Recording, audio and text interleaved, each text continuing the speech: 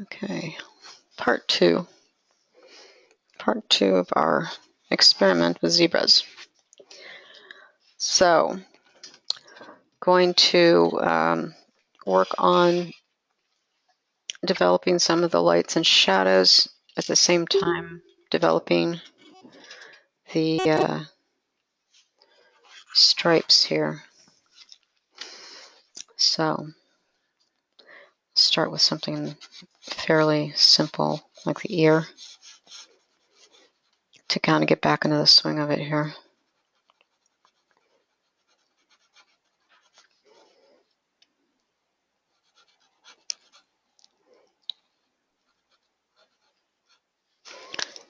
And at this point, I'm going back and forth from the light and the white and the black charcoal.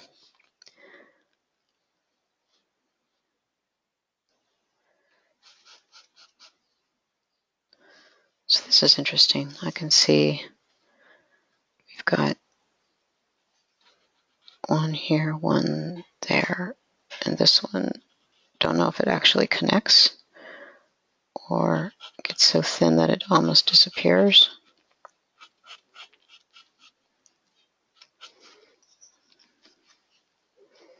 Then we have another one right here.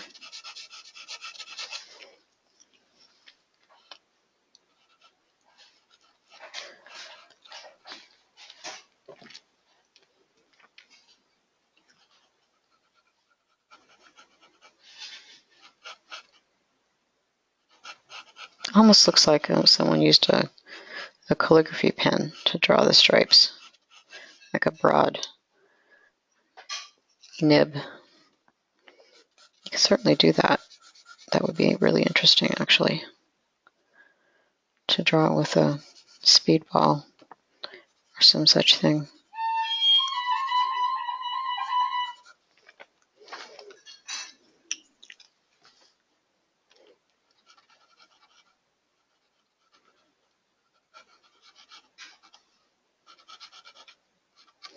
So now we can get into going up into the mane here as well.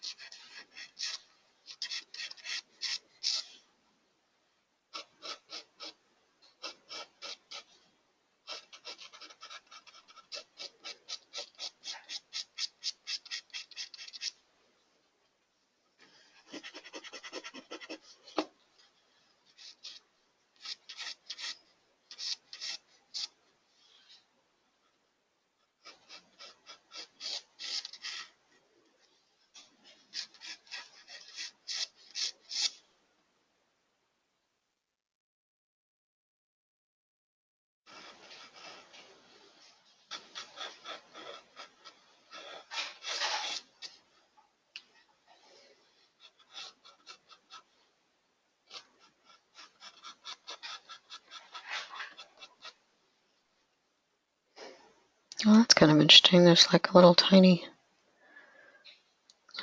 stripe in here.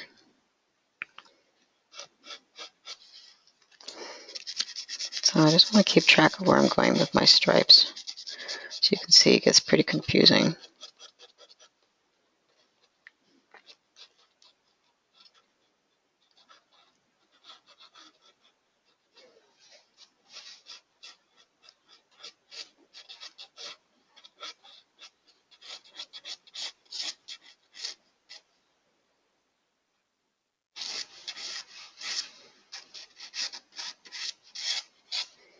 I also think it's really interesting how the direction of the stripes changes to follow the contours of the body there, like right here, where it really dips down and makes this sort of like almost like a necklace. It's kind of cool.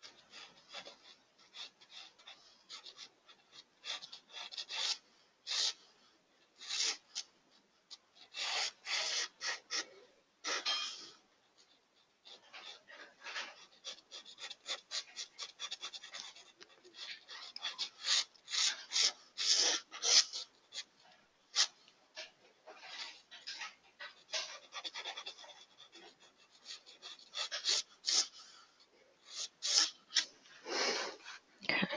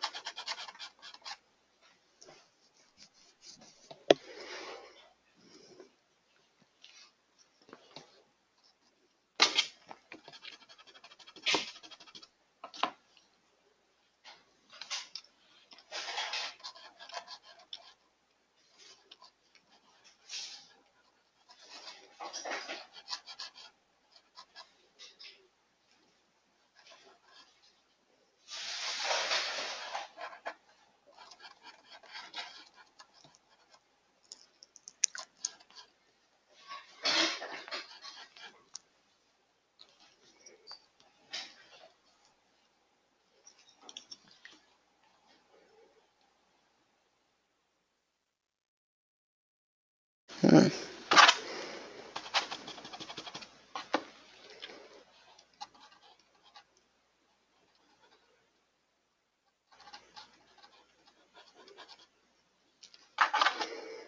Okay, I'm going to make some fixes here.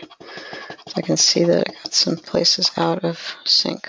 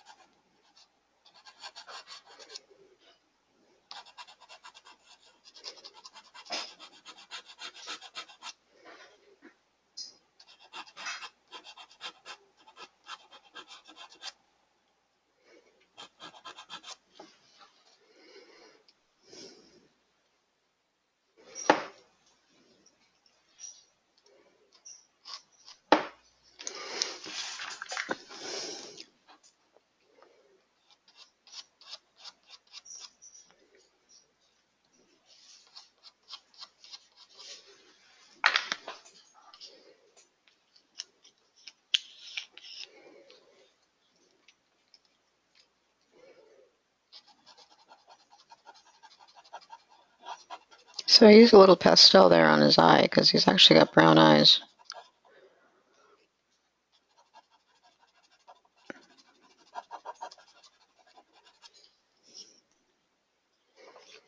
And that gives it, the light comes through, and the light comes through an eye. It usually lights up the bottom part of the eye with almost like a glow because the light is going through this liquidy stuff under the cornea. So it gives that kind of a eerie glow.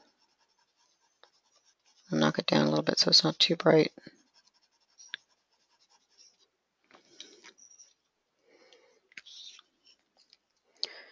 And you want the highlight, actually, you want the highlight to be so hot that I'm going to use this chalk to really make that pop. And then add some, actually I want to use this. This is really cool. This is a sample white pastel Rembrandt pastels that I got. And I really like it. A little harder to use because it's got a thicker point. But I'm going to put some of that in the highlight. The surface highlight would be the form.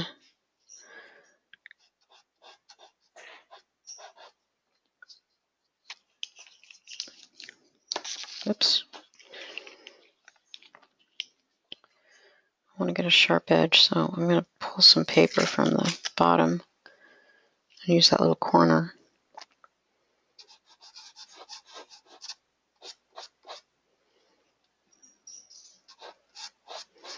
Yeah, if you can plan out the stripes in advance like I did there, I think that makes it a little easier. I don't know, I've never drawn a zebra before, so this is my first time.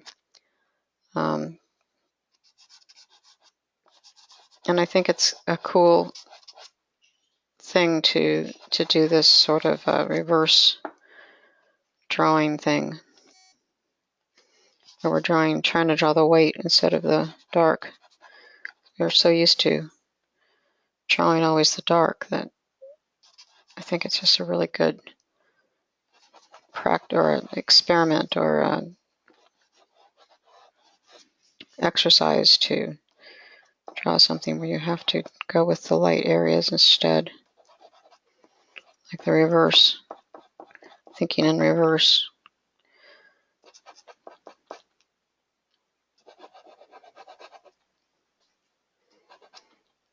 And then I'm also trying to see not only the changes in the color of his coat, but the highlights on where the bony parts of the face are coming through. So we can't really see the shadows on the black, but we can see the highlights on the white, and that gives us the opportunity to show some of the underlying structure with some lights and darks to help give form where the stripes might, as the stripes are supposed to be camouflage anyway, they're supposed to flatten out the form. But there is still visible. So I'm just going to hit up some places that seem to be protruding with this extra strong white, because this white is stronger than the pencil. It's more dense, covers a little better.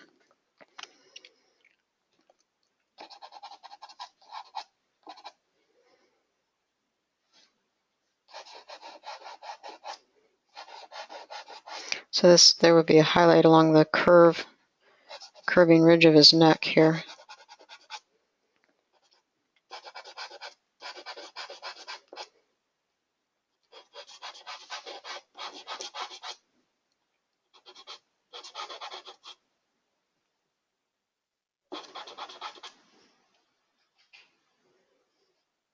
Uh-oh, I screwed that up, I think. Well, I'll stop there on that. Go up here.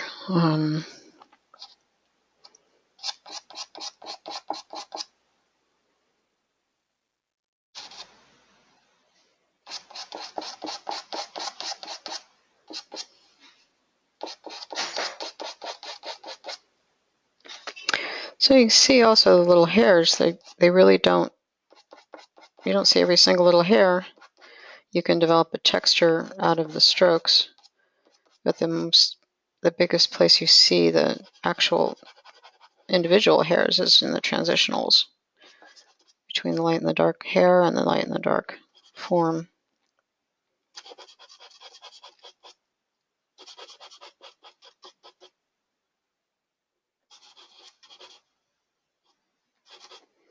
Oh, I know what I did there now. Okay, I get it.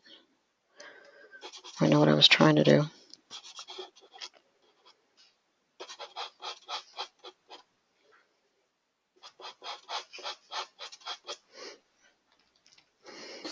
Oops, rats.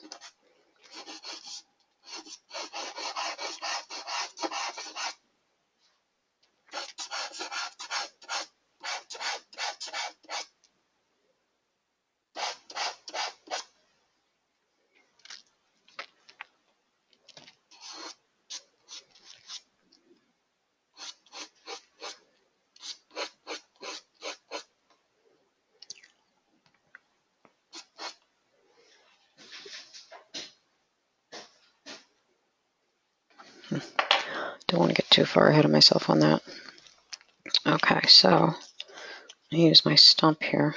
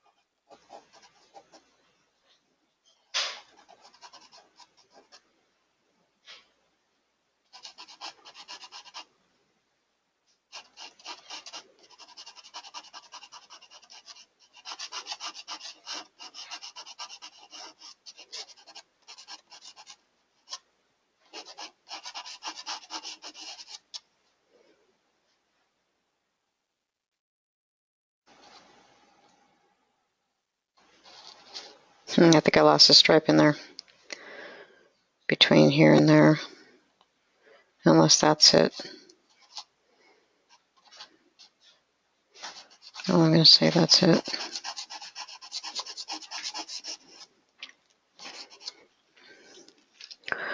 And this stripe here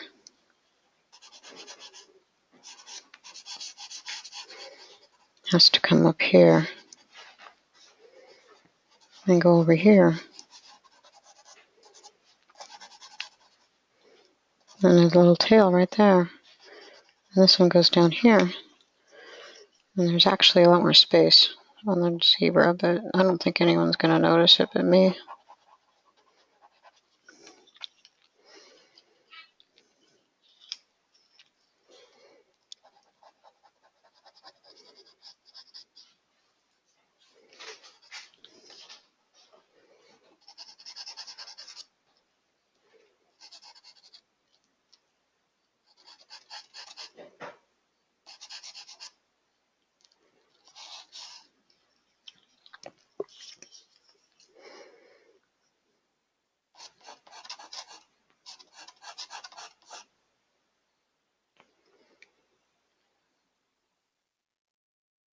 Aha, let's see, I think I found my missing stripe.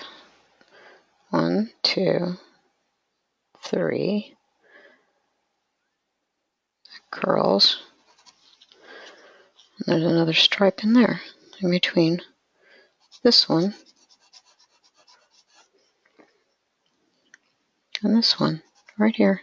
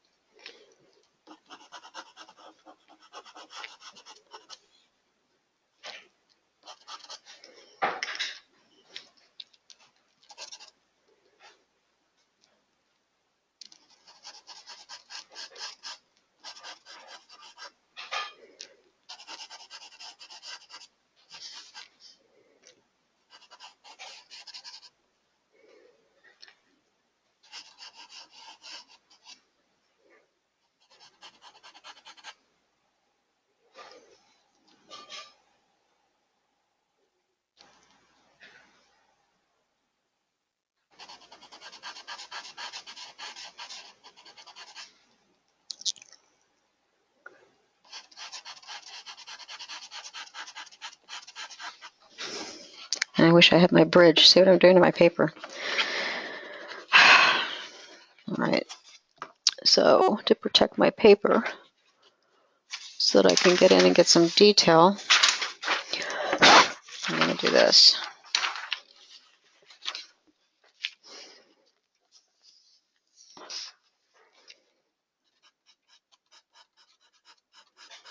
So I want to hold my hand steady to get a nice crispy line, crispy edge between those lights and blacks.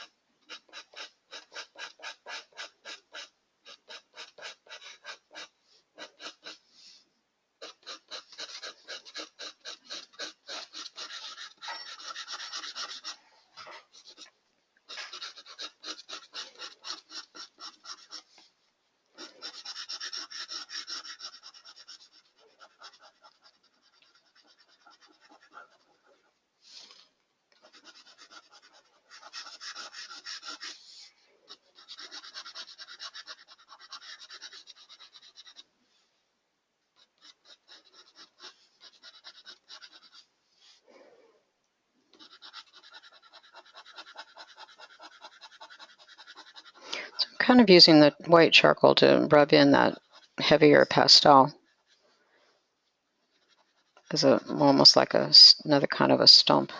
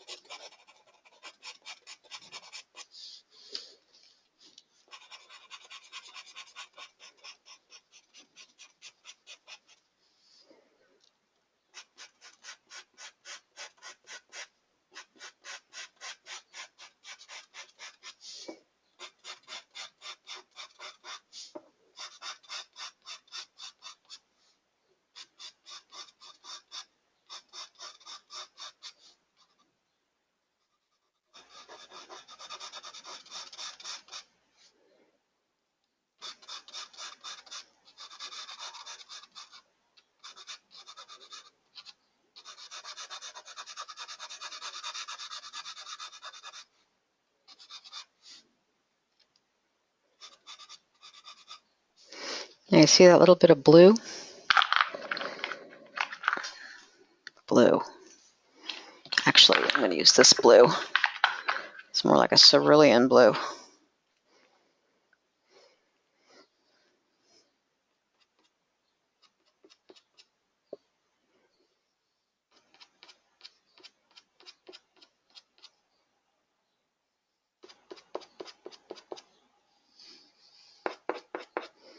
Just a touch, just a little highlight, just that tiny little bit of blue will, and like the little hint of brown in his eye, suddenly adds so much more. Yeah, white charcoal pencils, black charcoal pencils.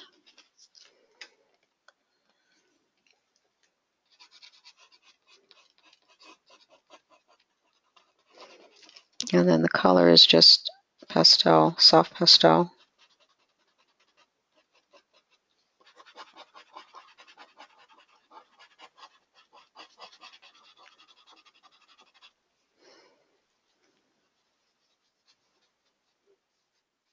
There's only so much you can do with that. Uh-oh.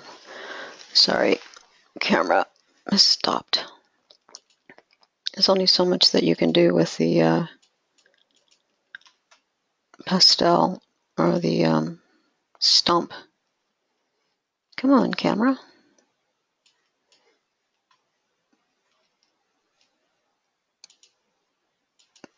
All right, I have to reboot the camera, sorry.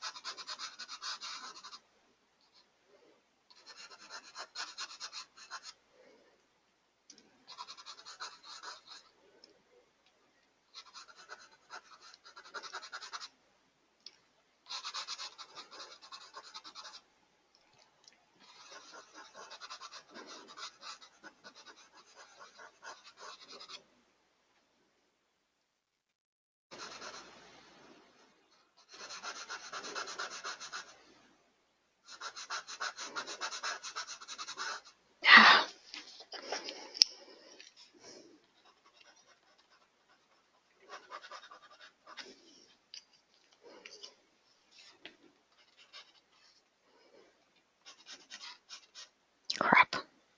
I just did it again, didn't I? Oh well.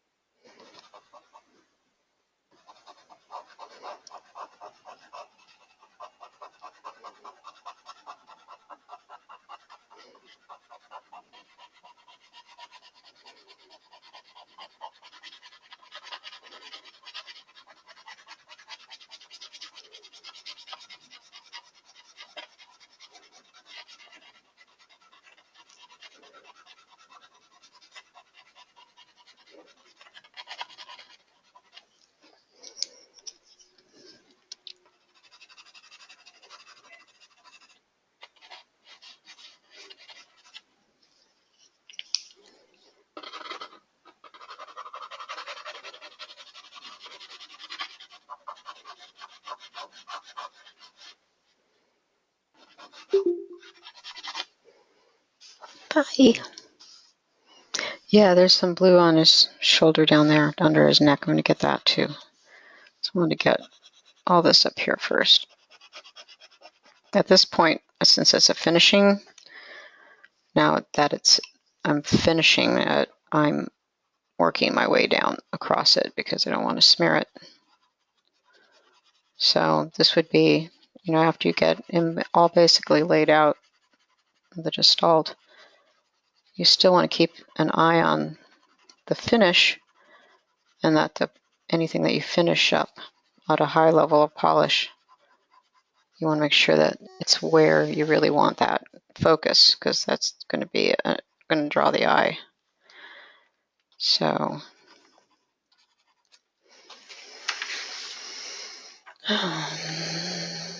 it's tedious work being an artist. People don't know. People don't understand. But sometimes it's kind of fun just to lose yourself in it.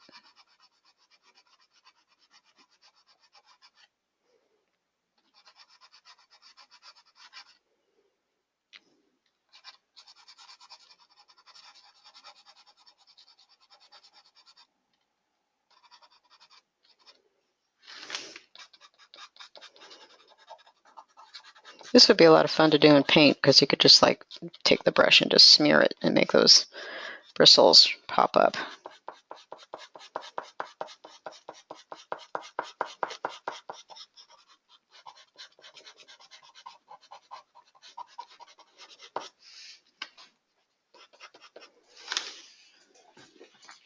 I went too far on that one.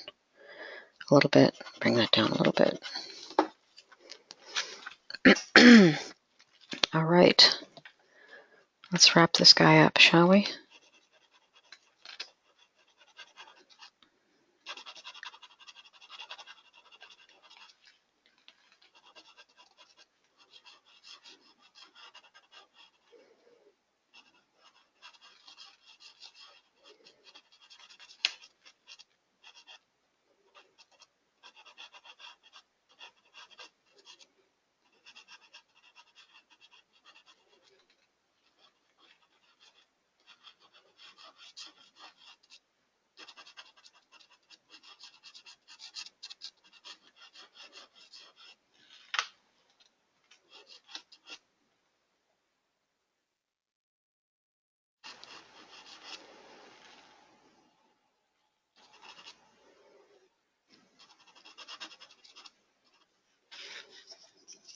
why I like to keep a lot of sharp pencils on hand.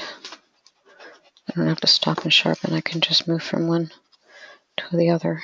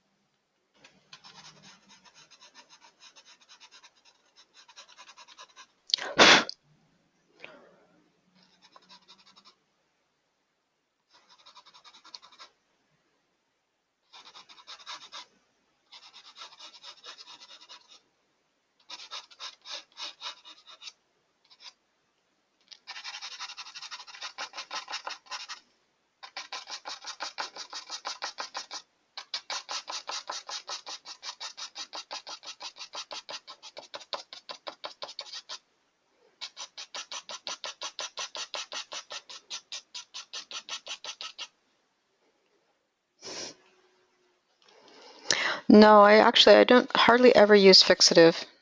I find that the fixative tends to flatten out knock down the brightness, so I don't use it. And also it's pretty toxic, so I try to avoid it. And usually if I do something like this, I'll put it either in a plastic sleeve or under, frame it up, put it under glass right away. If I do use fixative, I'll only use hairspray. Although it's possible, I do have some. I mean, it's possible because this is just so much white chalk that's so delicate. I might really have to spray it.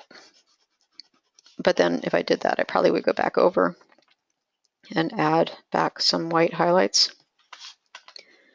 if I did, because the fix will knock down the intensity.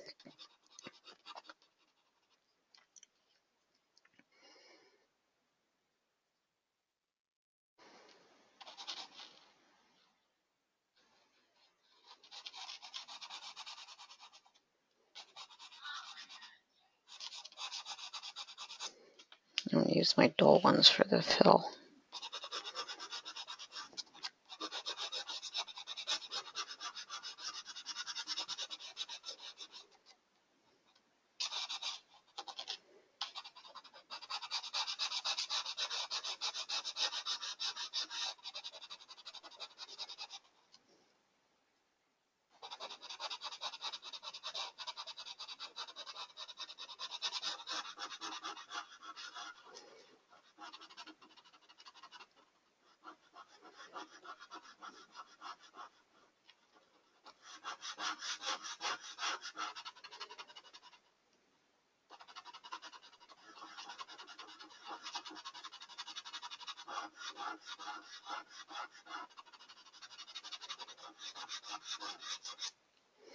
See the little wrinkles in his neck?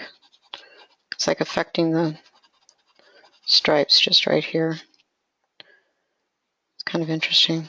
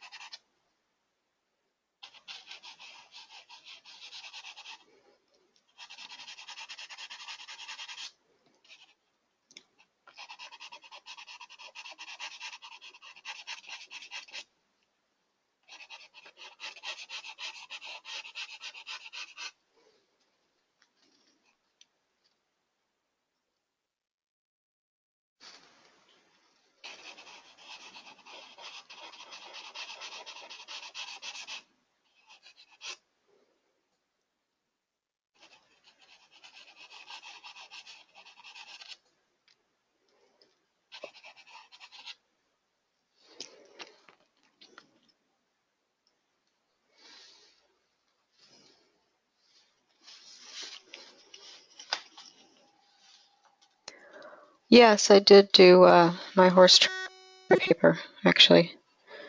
That was a nice piece. I really liked that. And I'd do more like that.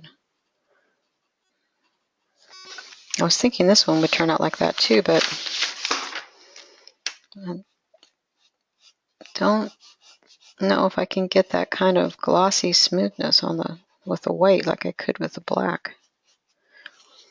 Just like a totally different. It's turned out to be different than I thought it would be for that.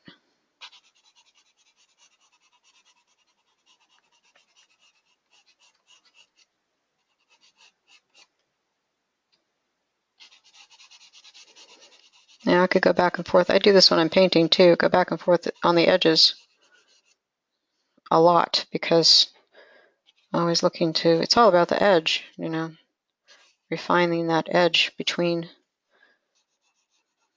things, between light and dark.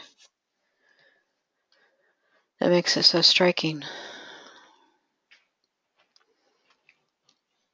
I will put some blue. There isn't any really, not much. There's a tiny little bit up here under the neck. I'm going to put some up there.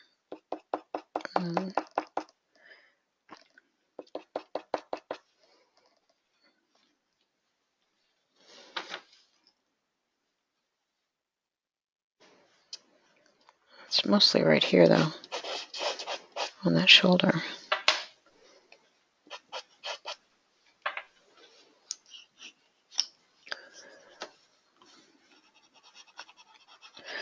Yeah, I'm pleased with the way this is turning out. I wonder if I can sell it. I'm always trying to sell my work.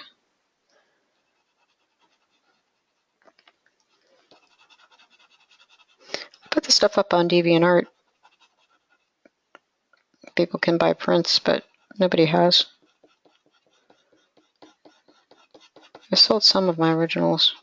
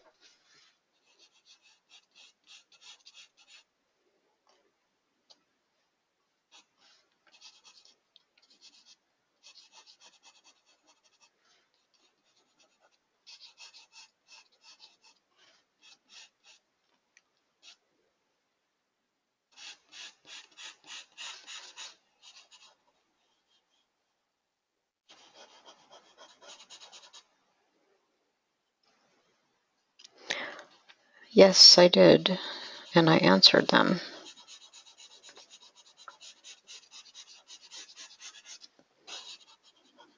Unless you've written some in the last half hour.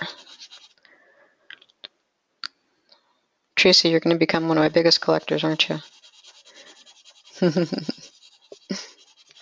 Yes, ma'am. Works for me.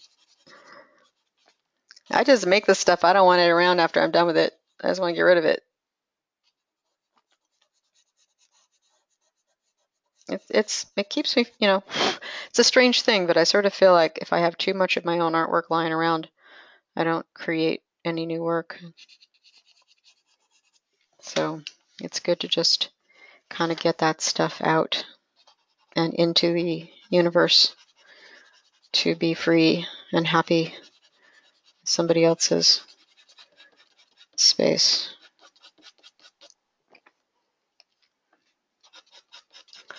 This has certainly been one of the more ambitious pieces, hasn't it? I haven't done anything like this in a while. I like this better than the werewolf, actually, although the werewolf was fun.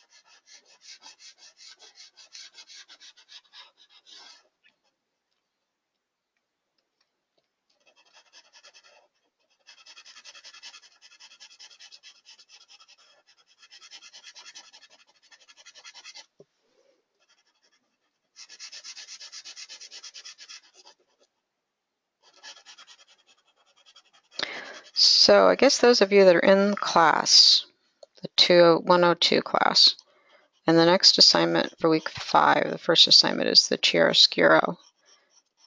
Make sure you look at the videos I did. If you can't get the gray paper and white charcoal, there's another way to do it with just newsprint and compressed charcoal. So make sure you check that out. There's a couple of demos online, and I can do another one maybe on Tuesday night. I'll do another demo of that technique. It's a pretty fun technique, actually, and pretty satisfying way to get something up. I like working with the black and white charcoal, but the newsprint is fun too. You really get dirty, but it's it's a lot of fun. So all this eraser marks here, I'm gonna have to go over it with like a brush and maybe a little bit of water, knock off all the charcoal and fuzzy bits here.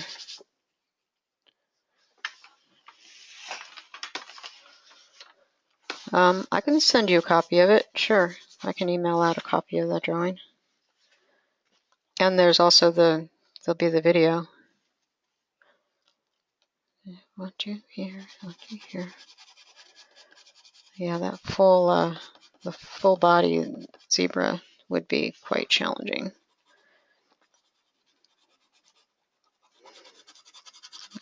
And eventually, hopefully by the end of the summer, I really want to start doing painting demos, not just drawing. I love drawing, but drawing is not the only thing I love to do, although it is my first love.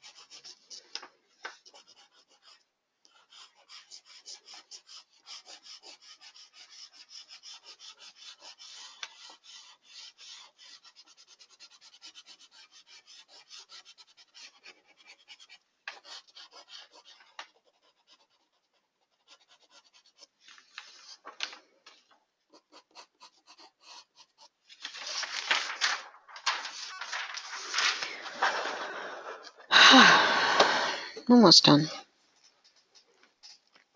Almost done.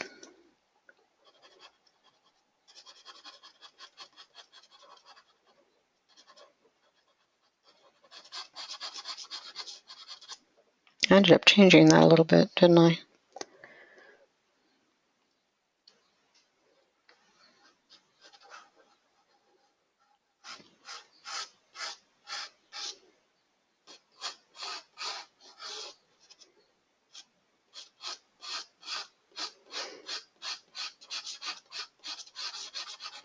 So Lillian, if you're going to do the whole zebra, then make sure that you really pay attention on the body of the zebra where the highlights are on its belly and sides as it's rounding out.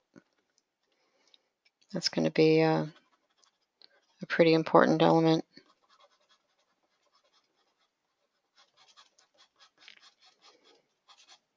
Just like we did on the neck and on the bone of its face here.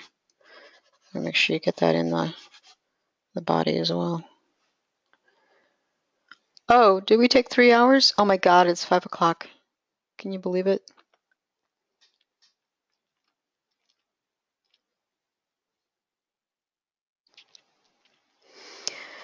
Well, maybe I should edit the video so that it plays back double time. Put some music in the background or something. Oh God, I hate editing videos. I really do. I'm not very good at it. But anyway, this is basically done. I'm going to do a little tidying up. I might just hint at a little background behind the bristle here, because you can see like along here, there's like a lightening color here, and that could be kind of interesting. Not sure yet. I'll make it really subtle, probably like just barely a shadow. Yeah, I like that. That's really cool. That makes that look really cool. Yeah, it does. Yeah, it does. Yeah, it does. Yeah, it does. I like that. Aha! All right. Well, I'm going to stop this video now, so I post it.